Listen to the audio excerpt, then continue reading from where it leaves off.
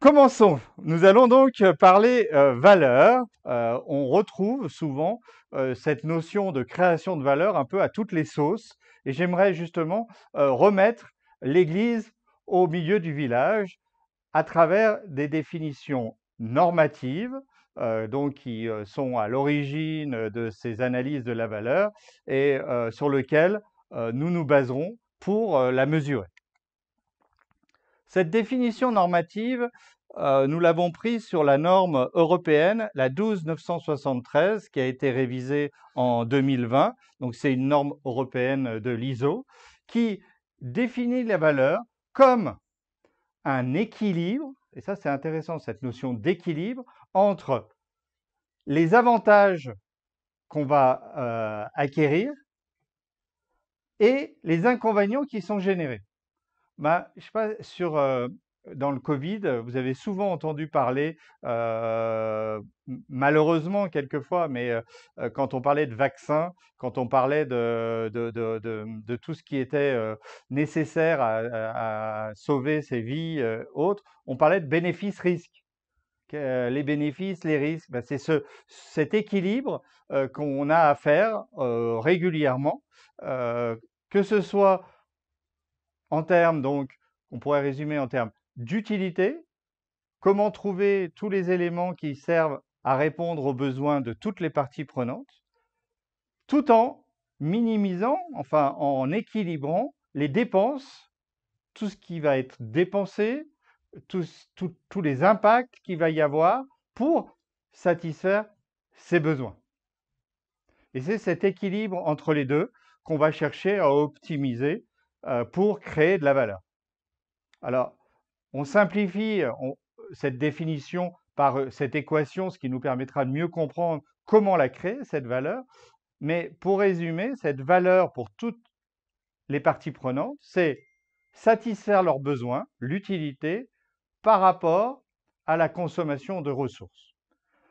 On rajoute de plus en plus, et l'environnement et tout cet univers de la durabilité impose, et d'ailleurs vous l'avez vu dans la définition principale, hein, de prendre en compte ces impacts.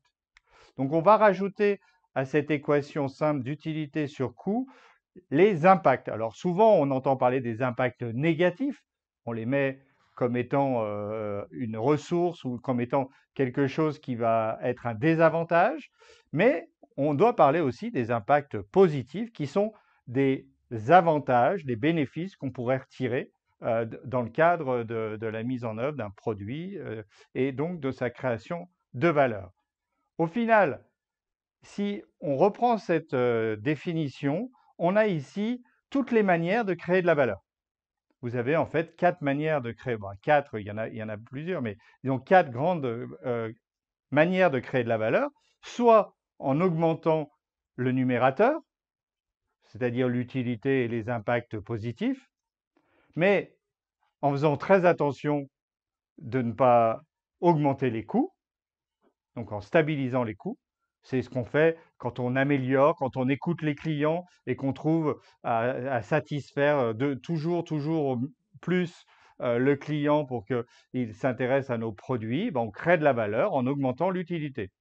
De la même manière, si on augmente très fortement l'utilité tout en augmentant un peu les coûts, là aussi, ce différentiel entre utilité et coût sera positif, donc on aura une création de valeur, et c'est souvent le cas ici dans l'innovation, où ces innovations vont créer des nouvelles utilités très importantes, iPhone, le vaccin pour le Covid, et là, par contre, vous voyez, ça va générer énormément de coûts, mais le différentiel entre les deux devra rester positif, et c'est le cas des innovations.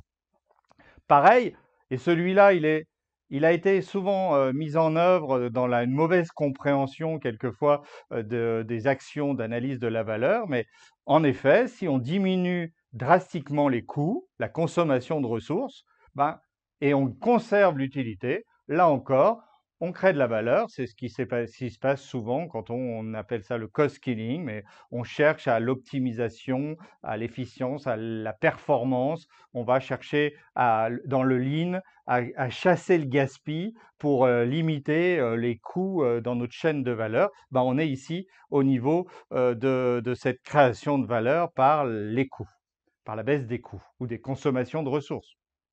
Tiens, c'est intéressant parce que on nous parle de consommation de ressources et on nous parle de sobriété, beaucoup.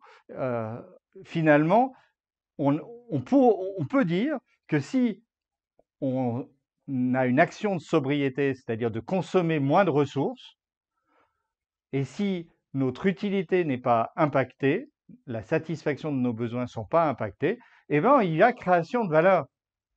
Donc c'est intéressant de savoir que finalement des actions durables, des actions environnementales euh, peuvent avoir une notion de création de valeur.